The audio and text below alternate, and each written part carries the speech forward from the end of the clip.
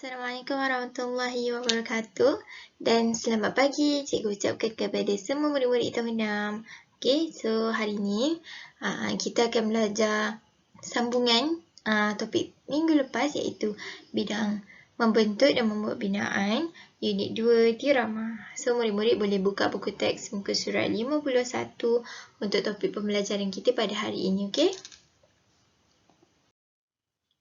Jadi, cikgu harap semua sihat.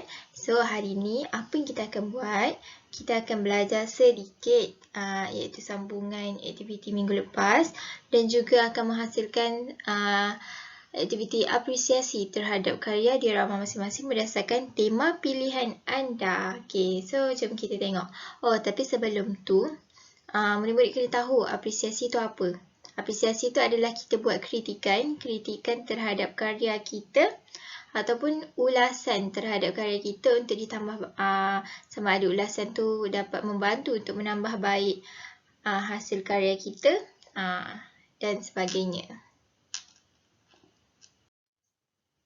Okey, jadi sebelum kita mulakan pembelajaran hari ini, hendaklah kita tadah tangan dan sama-sama baca doa sebelum belajar, baca dengan khusyuk.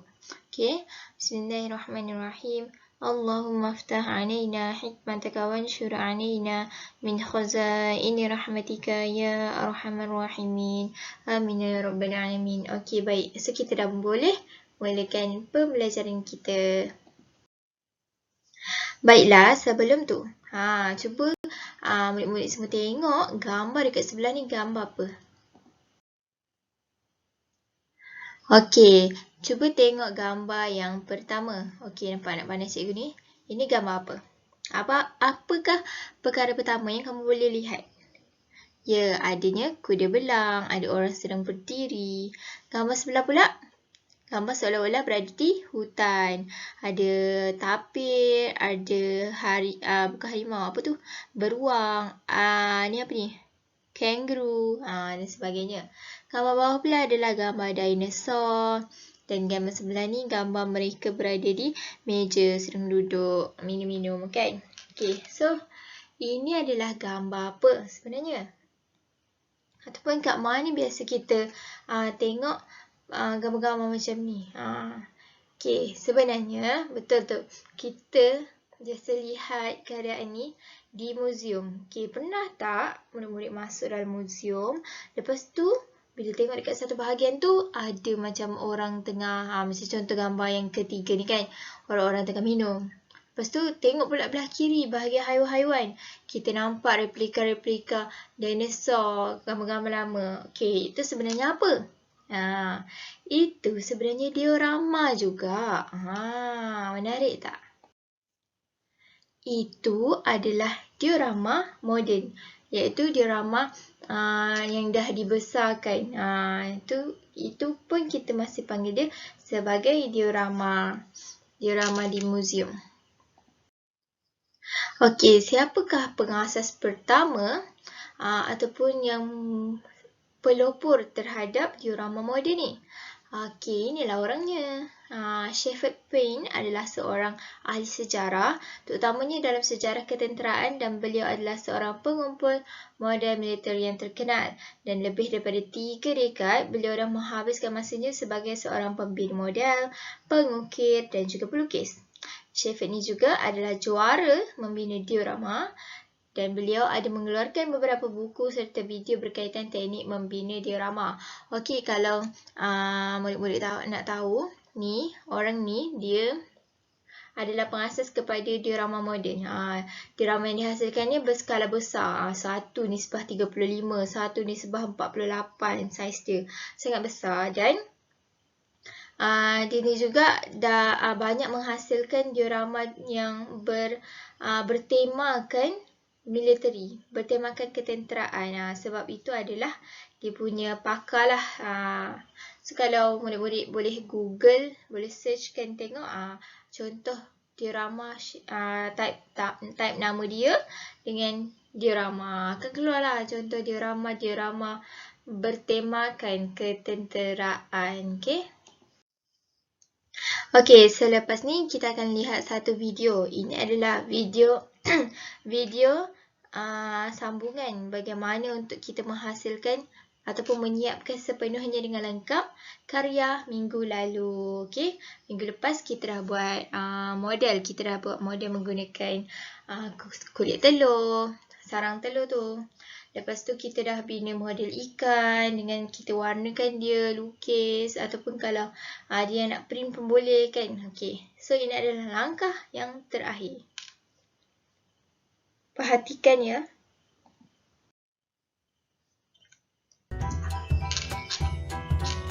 Okey, nampak tak apa yang sedang dibuat ni? Dia menyusun model mengikut kreativiti. Nampak tak, letak rumpai laut dekat sini. Letak penyu dekat bahagian kanan. Dia susun sengit-sengit macam tu. Lepas tu adanya dia letak batu-batu dekat sini. Ni ketam ni yang menggunakan kulit telur ni, sarang telur. Rumah yang kita letak telur-telur tu kan. Lepas tu pula ikan. Ikan ni tadi digantung. Boleh gantung dengan benang. Benang lah kan, paling mudah kita dapat. Kalau ada tali tu macam tali tangsi, tali yang memancing tu pun boleh juga.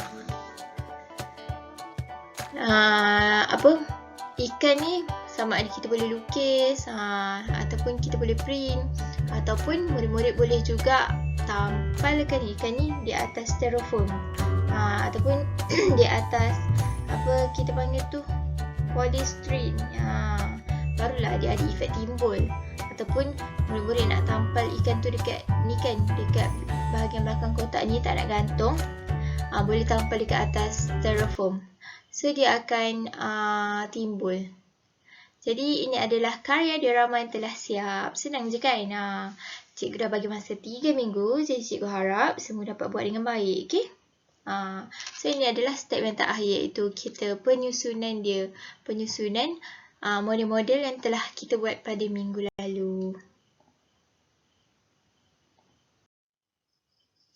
Okey, sekarang ni ini cikgu akan paparkan hasil karya kawan-kawan kamu yang telah siap. Ada beberapa orang yang dah hantar dekat cikgu hasil karya yang minggu lepas punya.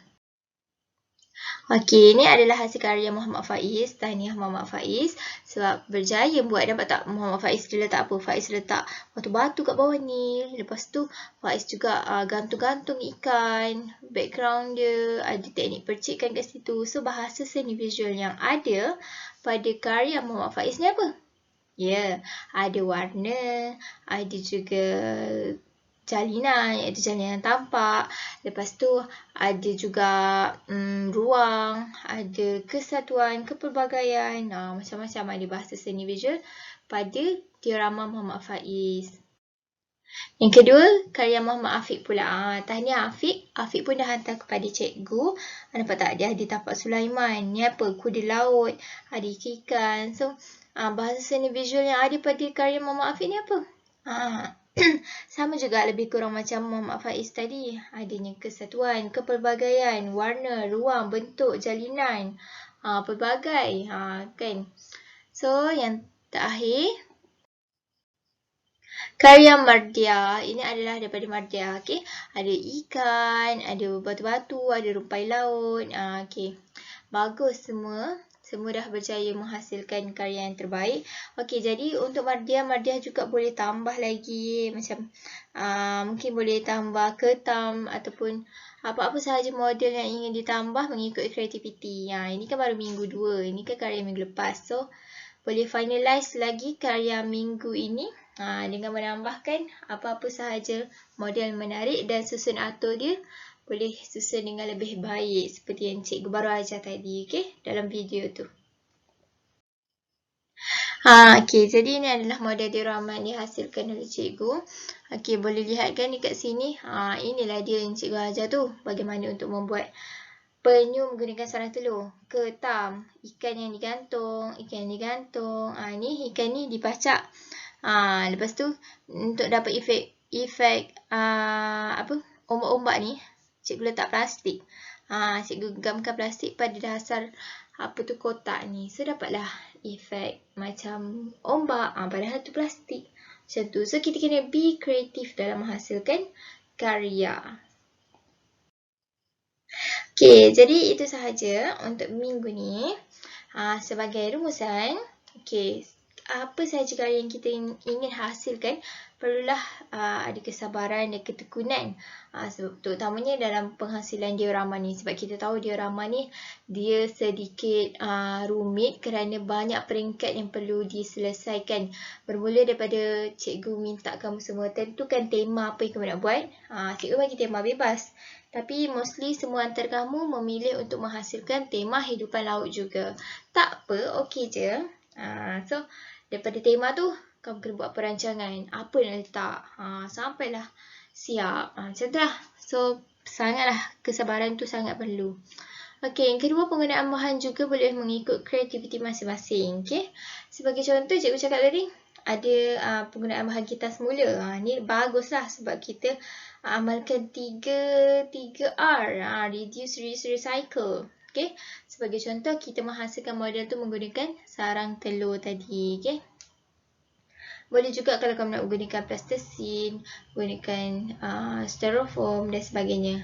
Dan untuk murid-murid yang belum siap aktiviti ni dan belum hantar apa-apa gambar kepada cikgu, kamu semua boleh sambung lagi sikit. Untuk minggu ni, minggu terakhir kita buat diorama. And then hantar gambar kepada cikgu, okey? Okey, cikgu bagi masa 3 minggu. Hampir sebulan, masa yang sangat-sangat lama dan sangat mencukupi untuk kamu hasilkan sebuah diorama yang bagus. So, jangan lupa ambil gambar diorama tu beserta dengan kamu sekali, hantar kepada cikgu. Dan sebelum cikgu terlupa, cikgu juga nak kamu hasilkan satu video di mana kamu menceritakan pengalaman kamu menghasilkan diorama ni. Bagaimana, sama ada susah ke, senang ke. Lepas tu cerita juga alat dan bahan apa yang kamu gunakan untuk menghasilkan diorama ni. So, itu saja minta. Sangat senang. Okay? Dan sebagai latihan pengukuhan untuk minggu 1 hari tu, kita dah belajar bahasa seni visual. Jadi cikgu akan bagikan link quiz ni dekat description dekat bawah dekat video YouTube ni. Dan cikgu juga ada bagi dekat grup WhatsApp. So, cikgu minta tolong semua tolong buat sebelum tarikh luput link quiz ni. Link quiz ni ada tarikh luput. Okay? So, jangan sampai dia dah tak boleh jawab. Cikgu akan lihat nama satu persatu siapa yang dah jawab dan siapa yang belum. Dan itu yang akan diambil sebagai kehadiran. Okey, itu sahaja untuk minggu ni. So, insyaAllah kita jumpa lagi minggu hadapan. Cikgu pun dah tak lama praktikum dah nak habis. Cikgu harap semua dapat hasilkan karya yang terbaik. Okey, bye. Assalamualaikum. Selamat berkarya semua. Jumpa lagi minggu hadapan.